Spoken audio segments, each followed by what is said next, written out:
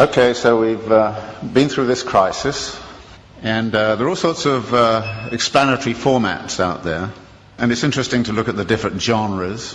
One genre is that it's all about human frailty. I mean, Alan Greenspan took refuge in the fact it's human nature, he said, and you can't do anything about that. But there's a whole world of explanations that kind of say it's the predatory instincts, it's the instincts for mastery, it's the delusions of investors and the greed and all the rest of it. So there's a whole range of discussion of that. And of course, the more we learn about the daily practices on Wall Street, we kind of figure there's a great deal of truth in all of that. The second genre is that there's institutional failures. The regulators were asleep at the switch. The shadow banking system innovated outside of their purview, etc., etc., etc., and therefore the institutions have to be reconfigured, and it has to be a global effort by the G20, something of that kind. So we look at the institutional level and say that has failed and that has to be reconfigured. The third genre is to say everybody was obsessed with a false theory. They read too much Hayek and believed in the efficiency of markets, and it's time we actually got back to something like Keynes, or we took seriously Hyman Minsky's theory about the inherent instability of financial activities. The next genre is that it has cultural origins. Now, we don't hear that much in the United States, but if you were in Germany and France, many people there would kind of say this is an Anglo-Saxon disease. And it's nothing to do with us. I happened to be in Brazil when it was going on, and Lula was kind of saying, well, first off he was saying, oh, thank God the United States has been disciplined by the equivalent of the IMF. We've been through it 8 times in the last 25 years, and now it's their turn. Fantastic, said Lula, and all the Latin Americans I knew, until it hit them, which it does.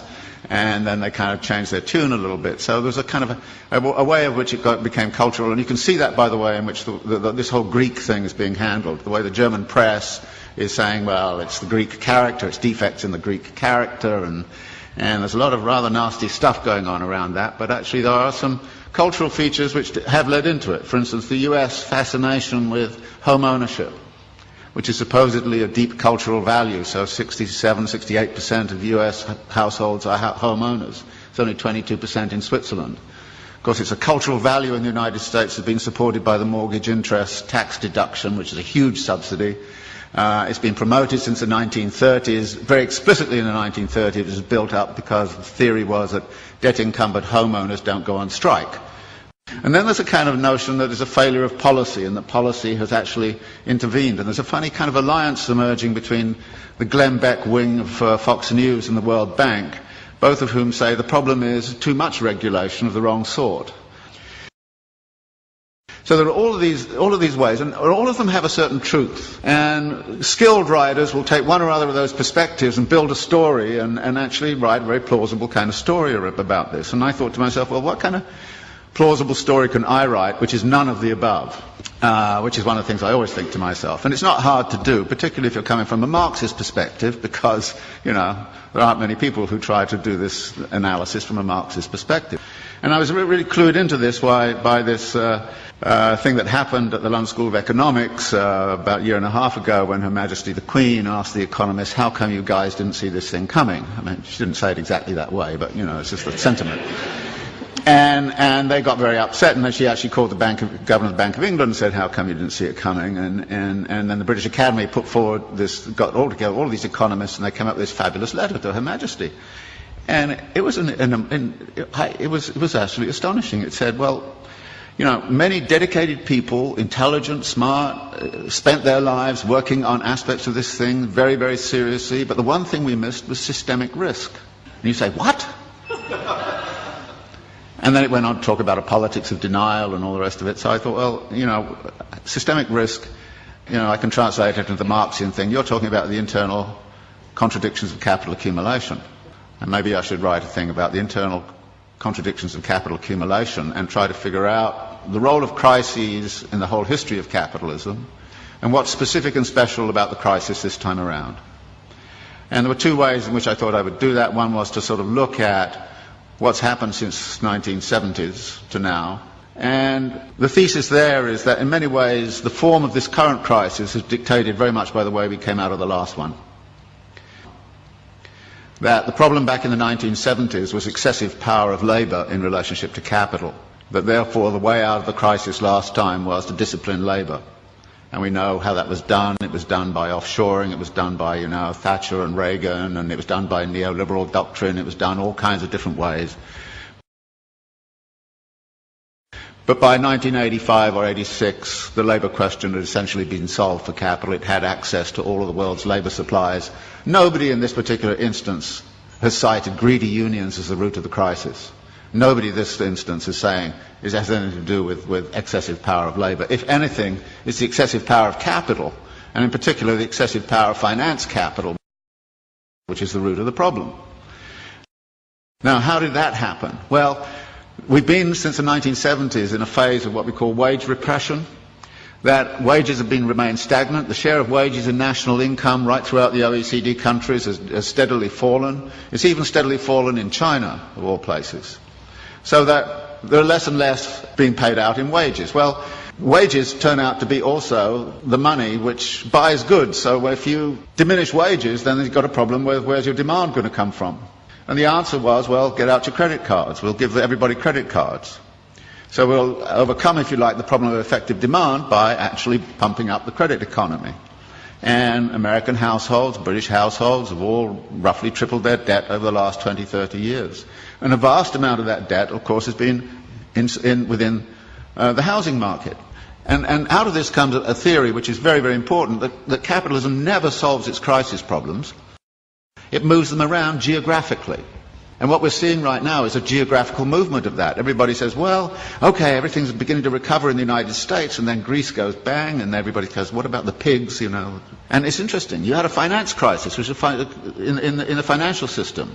You've sort of half solved that, but at the expense of a sovereign debt crisis. Actually, if you look at the accumulation process of capital, you see a number of limits and a number of barriers. And there's a wonderful language that Marx uses in the Grundrisse, where he talks about the way in which capital cannot abide a limit. It has to turn it into a barrier which it then circumvents or transcends. And then when you look at the accumulation process, you look at where the barriers and limits might lie.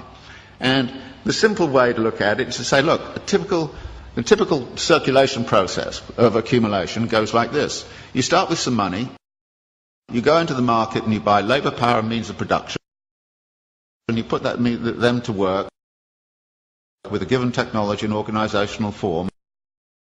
You create a commodity which you then sell for the original money plus a profit. Now, you then take part of the profit and you recapitalise it into an expansion for very interesting reasons. Now, there are two things about this. One is there are a number of barrier points in here. How is the money got together in the right place at the right time in the right volume? And that takes financial ingenuity. So the whole history of capitalism has been about financial innovation. And financial innovation has the effect of also empowering the financiers. And the excessive power of the financiers can sometimes, they do get greedy, no question about it. And if you look at financial profits in the United States, they were soaring after 1990. They're going up like this. Profits in manufacturing were coming down like this. And you could see the imbalance. In this country, I think the way in which this country has sided with the City of London against British manufacturing since the 1950s onwards has had very serious implications for the economy of this country. You've actually screwed industry in order to keep, financiers happy. Any sensible person right now would join an anti-capitalist organisation. And you have to. Because otherwise we're going to have the continuation. And notice it's a continuation of all sorts of negative aspects. For instance, the racking up of wealth. You would have thought the crisis would have stopped that. Actually, more billionaires emerged in India last year than ever. They doubled last year. The wealth of the rich, I just read something this morning, in this country has accelerated.